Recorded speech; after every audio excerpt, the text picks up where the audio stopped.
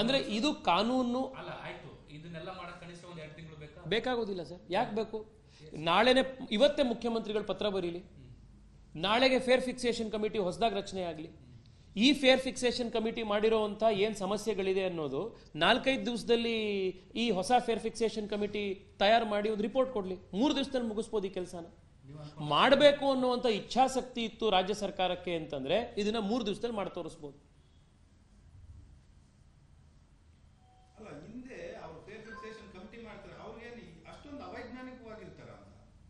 Sir, ಈ fair fixation ಕಮಿಟಿಯಲ್ಲಿ ಯಾರೀ ಮಾಜಿ ನ್ಯಾಯಮೂರ್ತಿಗಳು ಅಪಾಯಿಂಟ್ ಆಗಿದ್ದಾರೆ, ರಾಜ್ಯದಿಂದ ಯಾರು ಅಧಿಕಾರಿ ಇದ್ದಾರೆ, ಕೇಂದ್ರದಿಂದ ಅಧಿಕಾರಿಗಳಿದ್ದಾರೆ, ಯಾವ ಆಧಾರದ ಮೇಲೆ ಈ ರೀತಿ ಅವರು ಅಭಿಪ್ರಾಯ ಪಟ್ಟರು ಅನ್ನೋದನ್ನ ಅವ್ರನ್ನೇ ಕೇಳಬೇಕು. ಬಹುಶಃ ಅವರು ಅವ್ರ ಜೀವನದಲ್ಲೇನೆ ಮೆಟ್ರೋದಲ್ಲಿ ಓಡಾಡಿಲ್ಲ ಅನ್ಸುತ್ತೆ. ಅವರು ಈ ಫೇರ್ ಫಿಕ್ಸೇಷನ್ ಕಮಿಟಿ ಮಾಡೋದಕ್ಕೆ ಸಿಂಗಾಪುರಿಗೆ, ಹಾಂಗ್ಕಾಂಗ್ಗೆ ಅವರು ಟೂರ್ ವಿಸಿಟ್ ಬೇರೆ ಮಾಡ್ಕೊಂಡ್ ಬಂದಿದ್ದಾರೆ ಸಾರ್ವಜನಿಕರ ಹಣದಲ್ಲಿ. ಅವರು ಬೆಂಗಳೂರು ಮೆಟ್ರೋಗೆ ಸಿಂಗಾಪುರ್ ದರ ಇಟ್ಟಿದ್ದಾರೆ, ಆದರೆ ಬೆಂಗಳೂರು ಮೆಟ್ರೋನ ಸಿಂಗಾಪುರ್ ಕ್ವಾಲಿಟಿ ಮಾಡಿಲ್ಲ.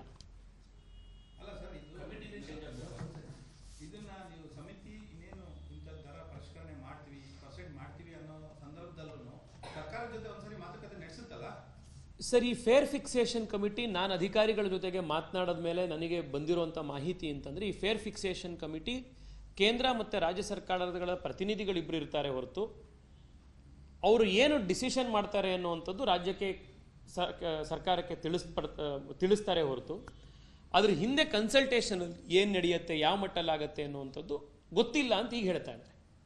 ಆದರೆ ಅಲ್ಲಿ ಇದು ಅವ್ರು ಹೇಳಿರುವಂಥ ತೇಲಿಸ್ಕೊಳ್ಳಿಕ್ಕೆ ಇವತ್ತು ಅವ್ರು ಕೊಡ್ತಾ ಇರುವಂಥ ಹಾರಿಕೆ ಉತ್ತರ ಅದು.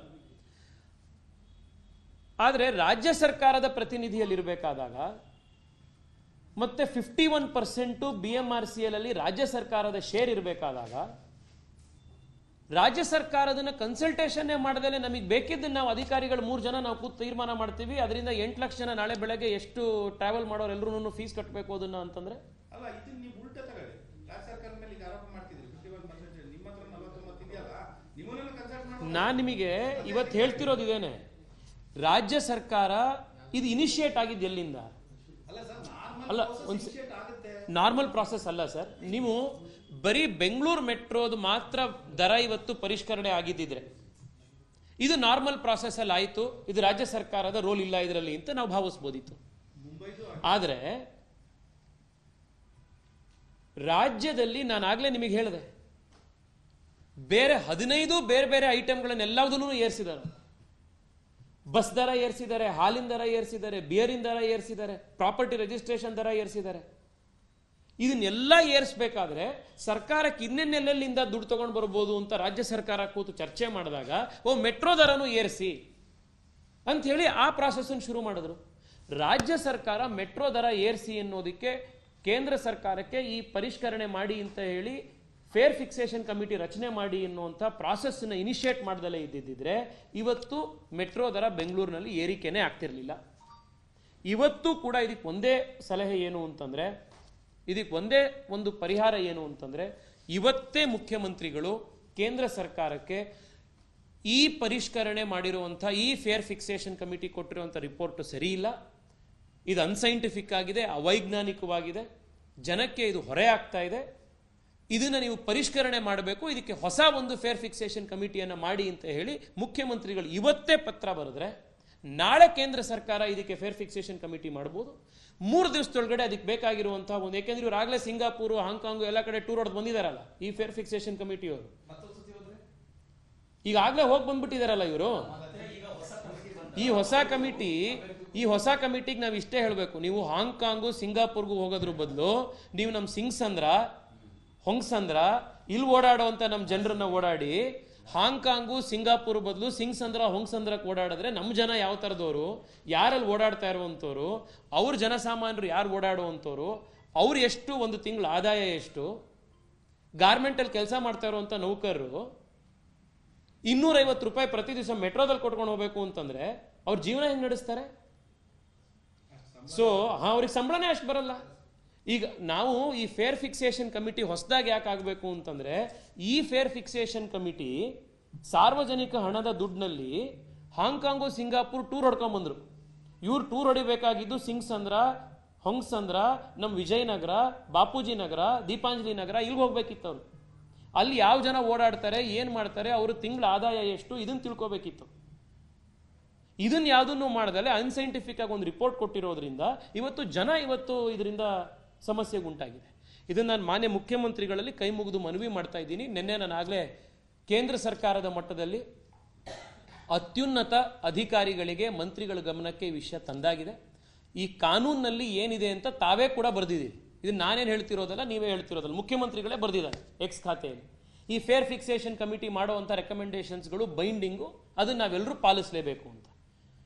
ಹೊಸದಾಗಿ ಫೇರ್ ಫಿಕ್ಸೇಷನ್ ಕಮಿಟಿಯನ್ನ ಇನ್ನೊಂದು ರಚನೆ ಮಾಡೋದಕ್ಕೆ ಕಾನೂನಲ್ಲಿ ಯಾವುದೇ ತಡೆ ಇಲ್ಲ, ಅಥವಾ ಈಗ ಮಾಡಿದ ಮೇಲೆ ಇನ್ನೊಂದು 6 ತಿಂಗಳ ತನಕ ಮಾಡಬಾರದು ಅಂತ ಕಾನೂನಿಲ್ಲ. ಈಗ ಮಾಡಿರೋವಂಥದ್ದು ಸರಿ ಇಲ್ಲ ಅಂತಂದ್ಮೇಲೆ ಹೊಸ ಫೇರ್ ಫಿಕ್ಸೇಷನ್ ಕಮಿಟಿ ಮಾಡಿ, ಇವತ್ತೇ ಮಾಡಿ, ಇನ್ನು 3 ದಿವಸದೊಳಗಡೆ ಅವ್ರಿಗೆ ರಿಪೋರ್ಟ್ ಕೊಡೋದಕ್ಕೆ ಅವ್ರಿಗೆ ತಾಕೀತು ಮಾಡೋಣಂತೆ. ಕಾನೂನಲ್ಲಿ ಇದೊಂದೇ ಮಾರ್ಗ ಇತ್ತು ಅಂದರೆ ಇದ್ರ ಪ್ರಕಾರ ಮಾಡಬೇಕು. ಇದನ್ನ ರಾಜ್ಯ ಸರ್ಕಾರ, ಕೇಂದ್ರ ಸರ್ಕಾರ ಅಂತ ಗೂಬೆ ಕೂರಿಸಿ ಬೆಂಗಳೂರಿನ ಜನಕ್ಕೆ ದಿನಕ್ಕೆ 9 ಲಕ್ಷ ಜನ ಬೆಂಗಳೂರಿನಲ್ಲಿ ಮೆಟ್ರೋದಲ್ಲಿ ಓಡಾಡ್ತಾರೆ. ಇವರೆಲ್ಲರೂ ಕೂಡ ಮಧ್ಯಮ ವರ್ಗದ ಜನ. ಈ ಮಧ್ಯಮ ವರ್ಗದ ಜನ ಏನು ಅವ್ರು ತಿಂಗಳಲ್ಲಿ ದುಡಿಯುವಂಥ 25,000, 30,000, 10,000 ರೂಪಾಯಿ ಸಂಬಳಕ್ಕೆ ಅದನ್ನು ಪ್ರತಿ ದಿವಸ ನೀನು 200 ರೂಪಾಯಿ ಮೆಟ್ರೋ ಕಟ್ಟು ಅಂತಂದರೆ ಯಾರು ಮೆಟ್ರೋದಲ್ಲಿ ಓಡಾಡ್ತಾರೆ? ಒಂದು ಕಡೆ ಕೇಂದ್ರ ಸರ್ಕಾರ ಮೋದಿ ಅವರು 12 ಲಕ್ಷ ರೂಪಾಯಿ ತನಕ ನಾವು ಟ್ಯಾಕ್ಸೇ ತಗೊಳ್ಳಲ್ಲ, ಮಧ್ಯಮ ವರ್ಗದವರಿಗೆ ಸಹಾಯ ಆಗಬೇಕು ಅಂತ ಒಂದು ಕಡೆ ಕೇಂದ್ರ ಸರ್ಕಾರ ಕೆಲಸ ಮಾಡಿ, ಇನ್ನೊಂದು ಕಡೆಗೆ ರಾಜ್ಯ ಸರ್ಕಾರ ಇಲ್ಲ ನಾವು ಮೆಟ್ರೋ ದರನೂ ನಾವು ಕೂಡ ಪರಿಷ್ಕರಣೆ ಮಾಡಿ 200 ರೂಪಾಯಿ ಪ್ರತಿ ದಿವಸ ನೀವು ಖರ್ಚು ಮಾಡೋ ಥರ ನಾವು ಮಾಡ್ತೀವಿ ಅಂತೇಳಿ ಮಧ್ಯಮ ವರ್ಗದವರೆಲ್ಲ ಹೋಗಬೇಕು. ಮಾನ್ಯ ಮುಖ್ಯಮಂತ್ರಿಗಳು ಇದನ್ನು ಆದಷ್ಟು ಬೇಗ ಮಾಡಬೇಕು ಅಂತ ಹೇಳಿ ಮನವಿ ಮಾಡ್ತೇವೆ. ಈಗ ಹೊಸ ಸಮಿತಿ ಬಂದು ಅದನ್ನ ದರ ಪರಿಷ್ಕರಣೆ ಮಾಡೋ ಅವಧಿಯವರೆಗೂ ಇದನ್ನ ಟೆಂಪ್ರರಿ ಸಸ್ಪೆಂಡ್ ಮಾಡೋಕ್ಕಾಗಲ್ಲ. ಇದನ್ನ ನಾನು BMRCL MD ಅವರಿಗೆ ಮಾತನಾಡಿದೆ, ಚೇರ್ಮನ್ರಿಗೆ ಇಲ್ಲಿ ಮಾತನಾಡಿದೆ. ಅವ್ರು ಹೇಳ್ತಿರೋವಂಥದ್ದು ಮುಖ್ಯಮಂತ್ರಿಗಳೇನು ಹೇಳಿದ್ದಾರೆ ಅದನ್ನೇ ಅವ್ರು ಹೇಳಿದ್ದಾರೆ. ಕಾನೂನಲ್ಲಿ ಈ ರೆಕಮೆಂಡೇಶನ್ ಮಾಡಾದ್ಮೇಲೆ ಅದನ್ನು ತಕ್ಷಣದಲ್ಲಿ ಪಾಲಿಸಲೇಬೇಕು ಅಂತ ಆಕ್ಟ್ ಇದೆ, ಅದ್ರ ಪ್ರಕಾರ ನಾವು ಮಾಡ್ತಾ ಇದ್ದೀವಿ ಅಂತ. ಅದಕ್ಕೆ ಒಂದೇ ಮಾರ್ಗ, ಇದಕ್ಕೆ ಸ್ಟೇ ತರಬೇಕಾಗಿರೋದು ಅಂತಂದ್ರೆ ಕೋರ್ಟಿಗೆ ಹೋದರೆ, ಕೋರ್ಟ್ನಿಗೆ ಯಾರು ಹೋಗ್ತಾರೆ ಏನು ಅನ್ನೋದ್ರ ಬಗ್ಗೆ ಕೋರ್ಟ್ನಲ್ಲಿ ಏನಾಗುತ್ತೆ ಅನ್ನೋದು ನಾವು ಇವತ್ತು ಕೂತು ಇಲ್ಲಿ ಹೇಳಲಿಕ್ಕಾಗೋದಿಲ್ಲ. ಕೋರ್ಟ್ ಇನ್ವಾಲ್ವ್ ಆಗುತ್ತಾ, ಇಂಟರ್ಫಿಯರ್ ಆಗುತ್ತಾ ಇಲ್ವಾ ಅನ್ನೋದು. ಆದರೆ ಕಾನೂನಲ್ಲೇ ಇದಕ್ಕೆ ಅವಕಾಶ ಇದೆ ಅಂತ ನಾನು ಹೇಳ್ತಿದ್ದೀನಲ್ಲ. ನಾನು ನಿನ್ನೆ ಕೂತ್ಕೊಂಡು ಕಾನೂನನ್ನ ಪೂರ್ತಿ ಅಧ್ಯಯನ ಮಾಡಿದೆ. ಕಮಿಟಿ ಕೊಟ್ಟಿರುವಂಥ ಫೇರ್ ಫಿಕ್ಸೇಷನ್ ಕಂಪಲ್ಸರಿಯಾಗಿ ಲಾಗು ಮಾಡಿ ಅದನ್ನ ಇಂಪ್ಲಿಮೆಂಟ್ ಮಾಡಿ ಅಂತ ಹೇಳಿ ಕಾನೂನಿದೆ. ಬಟ್ ಹೊಸ ಫೇರ್ ಕಮಿಟಿ ಮಾಡಿ ಅನ್ನೋದ್ರ ಬಗ್ಗೆ ಯಾವುದೇ ತಡೆ ಇಲ್ವಲ್ಲ. ಈ ಮುಖ್ಯಮಂತ್ರಿಗಳು 2 ತಿಂಗಳ ಹಿಂದೆ ಹೇಗೆ ಪತ್ರ ಬರೆದು ಈ ದರ ನಿಗದಿ ಮಾಡಲಿಕ್ಕೆ, ಪರಿಷ್ಕರಣೆ ಮಾಡಲಿಕ್ಕೆ ನೀವು ಸಮಿತಿ ಮಾಡಿ ಅಂತ ಹೆಂಗೆ ನೀವು ಶುರು ಮಾಡಿದ್ರಿ, ಮತ್ತೊಂದು ಸಮಿತಿ ಮಾಡಿ ಅಂತ ಬರೀರಿ. ಇವತ್ತೇ ನೀವು ಪತ್ರ ಬರೀರಿ, ಇವತ್ತು ಸಂಜೆಗೆ ಹೊಸ ಸಮಿತಿ ರಚನೆ ಆಗಲಿ. ಕರೆಕ್ಟು, ನಾನು ಹೇಳ್ತಿರೋದು ಕರೆಕ್ಟ್ ಅಲ್ಲ. ನಾವು ಸರ್ ನೋಡಿ, ದರ ಪರಿಷ್ಕರಣೆ ಆಗಲೇಬಾರದು ಅಂತ ಯಾರದ್ದು ವಾದ ಇಲ್ಲ. ಮೆಟ್ರೋದಲ್ಲಿ ಪ್ರಯಾಣ ಮಾಡ್ತಾ ಇರುವಂಥ ಜನ ಕೂಡ ಮೆಟ್ರೋ ನಮಗೆ ಬೇರೆ ಎಲ್ಲ ಸಾರ್ವಜನಿಕ ಟ್ರಾನ್ಸ್ಪೋರ್ಟ್ ಮಾಧ್ಯಮಗಳಿಗೆ ಕಂಪೇರ್ ಮಾಡಿದ್ರೆ ಬೆಸ್ಟ್ ಇರುವಂಥದ್ದಿದೆ ಅನ್ನೋದು ಜನ ಕೂಡ ಹೇಳ್ತಾರೆ. ಆ ಕ್ವಾಲಿಟಿ ಮೇಂಟೈನ್ ಆಗಬೇಕು ಅಂತಂದರೆ ದರ ಕೊಡಲೇಬೇಕಾಗುತ್ತೆ. ಬಟ್ ಆ ದರ ಎಷ್ಟಿರಬೇಕು, ಜನಕ್ಕೆ ಅದನ್ನು ಭರಿಸೋ ಅಂತ ಒಂದು ಶಕ್ತಿ ಇರೋವಂಥದ್ದು ಇರಬೇಕು. ನೀವು ಇವತ್ತು 40 ರೂಪಾಯಿ ಟಿಕೆಟು, ಮಾರನೇ ದಿವಸ ಪರಿಷ್ಕರಣೆ ಮಾಡಿ 100 ರೂಪಾಯಿ ಟಿಕೆಟು ಅಂತಂದರೆ ಇದಕ್ಕೊಂದು ವೈಜ್ಞಾನಿಕತೆ ಬೇಡವಾ? ಓಡಾಡುವಂಥವ್ರು ಯಾರು ಅನ್ನೋದ್ರ ಬಗ್ಗೆ ಗೊತ್ತಿರಲ್ವಾ? ಯಾರು ಓಡಾಡುವಂಥ ಜನರ ಪ್ರೊಫೈಲ್ ಏನು ಅಂತ ಗೊತ್ತಿರಲ್ವಾ? ಇದನ್ನ ನಾನು ಹೇಳ್ತಿರೋದು ಕರೆಕ್ಟ್. ಆದ್ರಿಂದ ಇದನ್ನ ಬಹಳ ಅನ್ಸೈಂಟಿಫಿಕ್ ಆಗಿ ಮಾಡಿದ್ದಾರೆ.